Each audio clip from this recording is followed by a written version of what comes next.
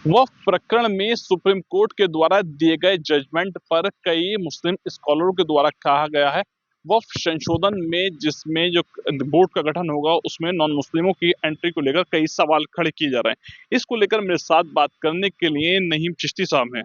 नईम साहब दरगाह से ताल्लुक रखते हैं, दरगाह के शहजादा नशीन हैं। जिस तरीके से सुप्रीम कोर्ट का जजमेंट आया है उसको किस निगाह से देखते हैं? देखिए, माननीय उच्च न्यायालय का जजमेंट बहुत अच्छा आया है। सोच समझकर चीफ जस्टिस साहब ने ऑर्डर पास करा है, दोनों की भावनाओं को देखकर करा है। एक तरफा जजमेंट पास नहीं करा। वो अलग बात है कि 30-60 का 30-70 का हुआ है, लेकिन अच्छा जजमेंट पास है। मैं सहमत हूँ। अब छोलिया हो या लोबिया, सफेद चने या काले चने, सब कुछ मजेदार बने। इस तरीके से ये कहा जा रहा था कि मुसलमानों की वक्फ की संपत्ति खतरे में है। मान क्या सोचते हैं? आप खुद दरगाह से जुड़े हुए हैं, वक्फ संपत्ति से ताल्लुक रखते हैं, क्या कुछ कहेंगे? देखिए, क्यों क्यों क्यों डर है? क्यों संपत्ति से किसी मामले का क्यों दहशत बैठी हुई है? कोई डर नहीं है। सब सेफ रहेगी। गवर्नमेंट क्यों चाहेगी कि हम लोगों को नुकसान पहुंचे? हिंदू को मुसलमान पहुंचे, नुकसान पहुंचे, या मुसलमान को नुकसान पहुंचे, किसी को नुकसान पहुंचे? गवर्नमेंट क्यों चाहेगी? गवर्नमेंट बनी किस लिए? हम लोगों की देखभाल के लिए बनी है, हमारी प्रॉपर्टी की देखभाल के लिए बनी है, ना कि नुकसान देने के लिए। ऐसा कुछ नहीं है। ये सिर्फ राजनेता और ये हमारे धर्म गुरु कुछ जिनकी सोच अच्छी नहीं है, उनको सिर्फ डिबेट पे बैठना है, गलत बोलना है, उसको भड़काना है और काम को आगे बढ़ाना है। बात कर रहे हैं, इसमें ये कहा जा रहा है कि कमेटी के अंदर नॉन मुस्लिमों की एंट्री हो रही है वक्फ के मामले में, तो इससे कहीं ना कहीं कुछ लोगों का कहना है कि इससे नुकसान होगा। कई राजनीतिक लोगों के बयान आए हैं, उस पर ये कुछ कहेंगे? क्यों नुकसान होगा? हिंदू भाई हमारे भाई नहीं है क्या? वो हिंदुस्तान में रहने वाले नहीं हैं?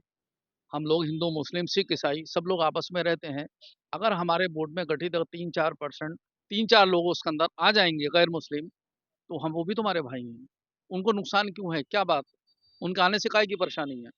हमें तो नहीं लगता कोई परेशानी है, होनी भी नहीं चाहिए। हमारे भाई हैं वो, क्या बात है?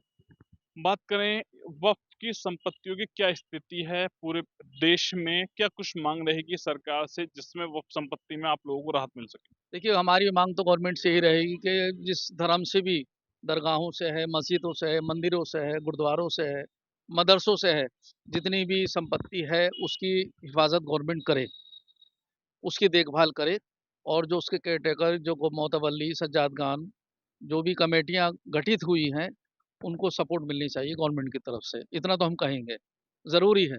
भाई गवर्नमेंट से नहीं कहेंगे तो हम किससे कहेंगे फिर? हमें सपोर्ट कौन करेगा? हम भी इतना बड़ा निज़ाम चलाते हैं, हमें भी कोई ज़रूरत पड़ती है, तो अगर हमें कोई किसी वक़्त कोई ज़रूरत पड़ती है किसी अधिकारी की या किसी नाजायज़ कब्ज़ों को रोकने की, तो ज़ाहिर-सी बात है हम भी सोचेंगे गवर्नमेंट हमारी सपोर्ट करे, अधिकारीगण हमारा साथ दें उसके अंदर। हम तो चाहेंगे इसको, होना भी चाहिए।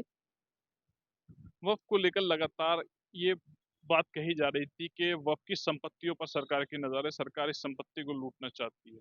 इस तरीके के गंभीर आरोप विपक्ष की ओर से लगाए गए थे, कई राजनीतिक पार्टियों की ओर से लगाए गए थे।